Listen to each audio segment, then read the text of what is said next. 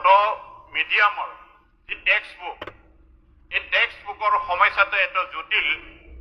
আমি বেলেগ মানে মিডিয়াম বা অসমীয়া মিডিয়ামৰ টেক্সট বুক সোনকালে ওলাই जोंनियावबो जादोंमोन बे जाथाया जेरैबायदि जे गुबुन लेंगुवेजआव ओंखारग्रोयो बेनि उनाव बर' लेंगुवेजनिया एसे गोबाव जायो ट्रेन्सलेट खालामनायाव एसे गोबाव जायो माने एसे गोबाव माने मथामथि 10 20 30 दिनसो बेफोरबायदिनि उनावसो माने जों बर' बिजोंनि खिताबखौ फरायनो मोनो आरोना बाखि सब खिताबफोरानो माने मोनग्रोजोबो जेरैबायदि जों एसामिस लेंगुवेजनि बेफोरनि खिताबफोरा माने थाबैनो ओंखारग्रोयो बि ओंखारखांनायनि उनावसो बिथांमोननिखौ ट्रेन्सलेट खालामनानै जोंनिया मथामथि 30-40 दिननि उनावसो माने जोंनो बे खिताबखौ होनाय जायो बिनि थाखायनो महेश्वर एमएलए महेश्वर सारा माने बे बाथ्राखौ फोरमायदों जे नोंथांमोना जाहाथे बेखौ थाबैनो ट्रेन्सलेट खालामना होनाया गाहामसिन मानो होनबा जेरैबायदि नैया जे एक मास सिगाङावनो जाहाथे ट्रान्सलेट खालामनानै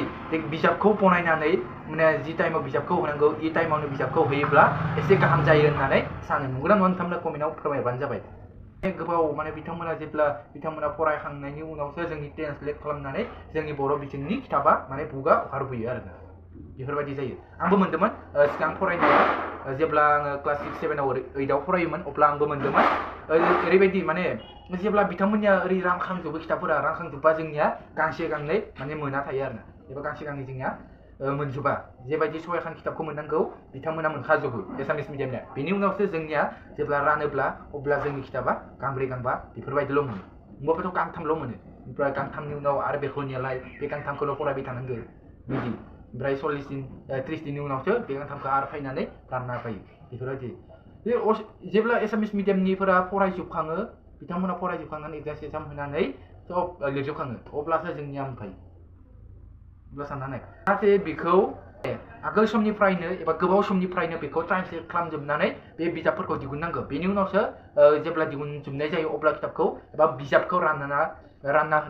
होनांगौ होननानै आं सानो माने नोंथांमोना मा सानो नोंथांमोना कमेन्टआव फोरमायबानो जाबाय आं मोनसे क्लिप खिथानोसै नोंथांमोना नायलांनानै जि मोनाखै मोनदों नोंथांमोना कमेन्टआव एबा कमेन्ट सेक्सनाव फोरमायबानो जाबाय जय बर'नि ইখন সমস্যা আমাৰ দেখা দিয়া সেইটো মই ক'ব বিচাৰিছো 1 মিনিটৰ ভিতৰত শেষ কৰিম বিশেষকৈ আমাৰ বড় মিডিয়ামৰ যি টেক্সট বুক এই টেক্সট বুকৰ সমস্যাটো এটা জটিল আমি বেলেগ মানে মিডিয়াম বা অসমীয়া মিডিয়ামৰ টেক্সট বুক সোনকালে ওলাই যায় আমাৰ টেক্সট বুকটো অসমীয়া মিডিয়ামতো ওলোৱাৰ পিছতহে ট্ৰেন্সলেট কৰিবৰ কাৰণে দিয়া হয় এই টেক্সট বুক পিছত 3 মাহ 4 মাহৰ পিছতহে বিতৰণ কৰিব পৰা অৱস্থা হৈ গৈ গতিকে সময়ত আগতে 1 বছৰৰ আগৰ পৰাই যদি সেইটো ঠিক ঠাক কৰি পেলাই ট্ৰেন্সলেটৰ ব্যৱস্থা কৰি পেলাই টেক্সট বুক দিয়াৰ ব্যৱস্থাটো সময়মতে দিব পৰা যায় এইটো আপোনাৰ যোগেদি মই চৰকাৰক দৃষ্টিগোচৰ কৰিছো ধন্যবাদ बेथ'